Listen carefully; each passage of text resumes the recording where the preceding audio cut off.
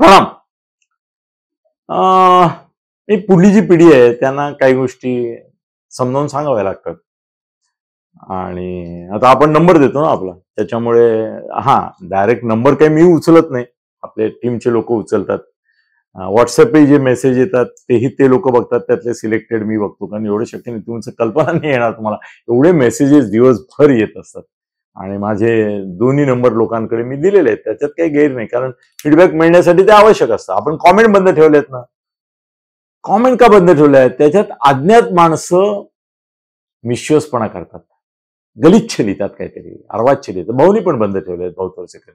याचं कारण की तिथे तुम्ही अज्ञात राहून गाढवपणा, मूर्खपणा किंवा शिवराळपणा करू शकता. फोन आला की माझ्याकडे त्याचा नंबर येतो. त्याने जर काही मस्ती केली, त्याने काही जर वेडवाकडं बोलला, तर त्याचा नंबर घेऊन मी लगेच पोलीसकडून कोण आहे हा माणूस, त्याचा पत्ता काय, सगळ्या गोष्टी ज्ञात करून घेऊ शकतो आणि त्या मिळतात. आपली ही वेगळ्या या ज्या मोबाईल कंपन्या आहेत त्याच्यात मित्र आहेत, ते लगेच तुम्हाला 5 मिनिटांमध्ये तुम्ही मला नंबर पाठवा आणि सांगा की याचं नाव पत्ता काय, लगेच मिळतो. तुमची ओळख असेल तर मोबाईल कंपनीतून पण तुम्ही मागू शकता लेखी पत्र देऊन. तर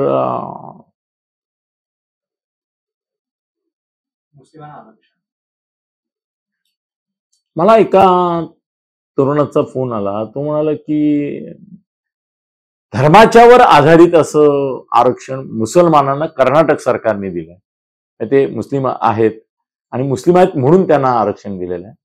तर मग जे हिंदू बौद्ध झाले, त्यांना बौद्ध झाल्यानंतरही त्यांचं आरक्षण कायम कसं राहिलं, असं एका तरुणाने मला विचारलं.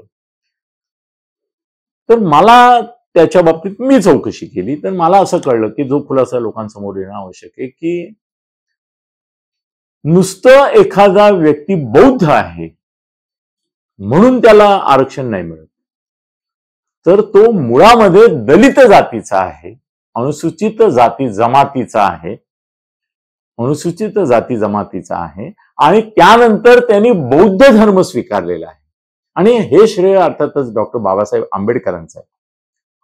डॉक्टर बाबासाहेब आंबेडकरांना चॉईस होता, किंवा मुस्लिम धर्मगुरू त्यांच्या मागे लागले होते की तुम्ही मुस्लिम धर्म स्वीकारा, म्हणजे हिंदू धर्मियांना खरा शह बसेल. इतक्या कोट्यावधी जर दलित मुसलमान झाले तर मोठा फटका बसेल हिंदूंना. पण त्यांनी सांगितलं की नाही, या भूमीतला जो धर्म आहे, या भूमीतला जो धर्म आहे आणि इथल्या संस्कृतीशी निगडीत असा जो धर्म आहे तो बौद्ध धर्म आहे.